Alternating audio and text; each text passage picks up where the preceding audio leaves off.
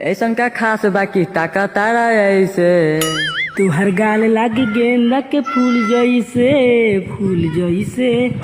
सरौ के रा गेंदा का फूल जैसे लगता अपने मधमाखी काट ले वैसे वैसे फूल गइल बा।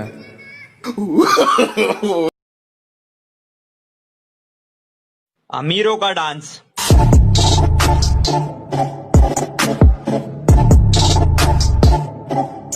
हमारा डांस। कमरिया कमरिया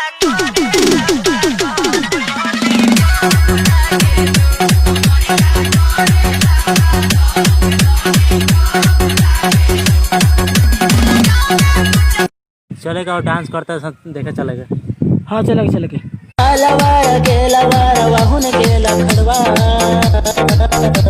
चलते हैं डांस कर ले। हटो ना हमारा डांस करे ना वाला चल ना चल। ना ना साला हो गए नानू बजी में सरी कमरिया कमरिया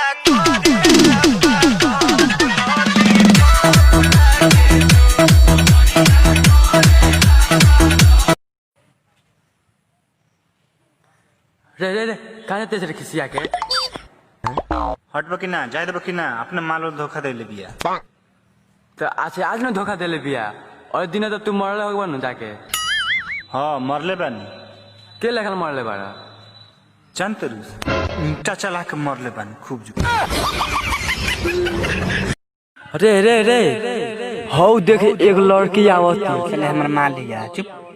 साले हमार माल हिया पहले हम देखनी है।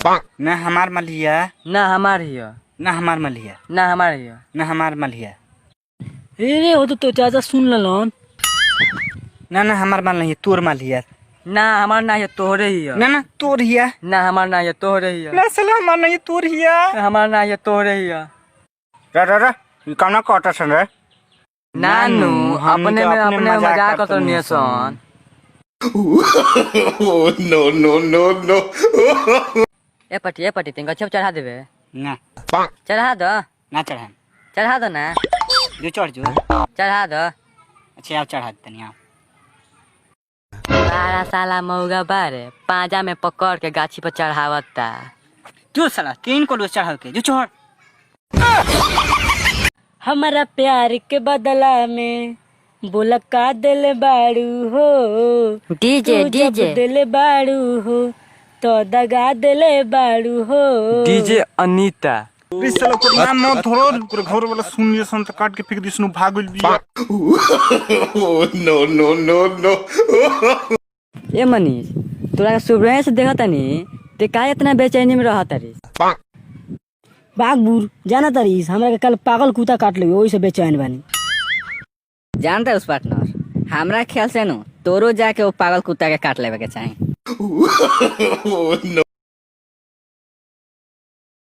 जाना तारीस और जो आवा था तो बहुत लंबा लंबा साला फेंकेला। आवे दे ओकर क्लास लहल जाला। जाना तेरे पार्टनर हम बाबा के लगे इतना बड़का प्लानी बानू कि पूरा बिहार के लोग में सुतेला। साला बहुत लंबा फेंक देले बा। जान तारीस हमारे बाबा लगे इतना बड़का लगी बा कि आसमान में खोद लेन तो पानी गिरे लगेला। और लगे वो कहाँ राखेलन तोरा बाबा का पोलनिया में।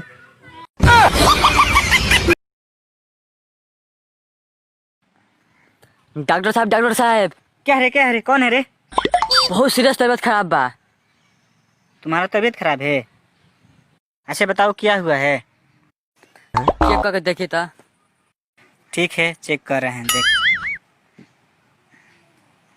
डॉक्टर साहब क्या भइल बा? लगता है कि तुम्हारा सामान ठंडा गया है। इसके लिए 2-4 दवाइयाँ मैं दे रहा हूँ। इसको जाओ टाइम से खाते रहना। डॉक्टर साहब भाई दवाई क्या खाए हुआ? अरे यार सुबह और शाम खा लेना।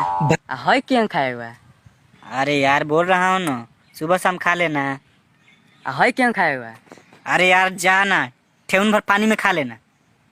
क्या खाए हुआ? अरे यार नट्टी भर पानी में जा खा लेना जा। डॉक्टर साहब है सिराफा क्या खाए हुआ? अरे बुरबा कब से बोल रहा हूँ जा एक बाल्टी पानी में घोर के पी लेना जा। नो। और चाचा क्या हाल है? ठीक है और तुम्हारा क्या हाल है? ठीक है। और बेटा पढ़ाई चल रहा है? देखिए लॉकडाउन में फालतू बात बोलने का नहीं। तू दिल तोड़लू हमार तोहरो केहू तोड़ी डीजे डीजे तू साथ छोड़लू हमार तोहरो केहू छोड़ी डीजे नेहा दिस साला बोलिंद्र के माल के नाम हनी हाँ मत नाम धरना तो किसी आ जाई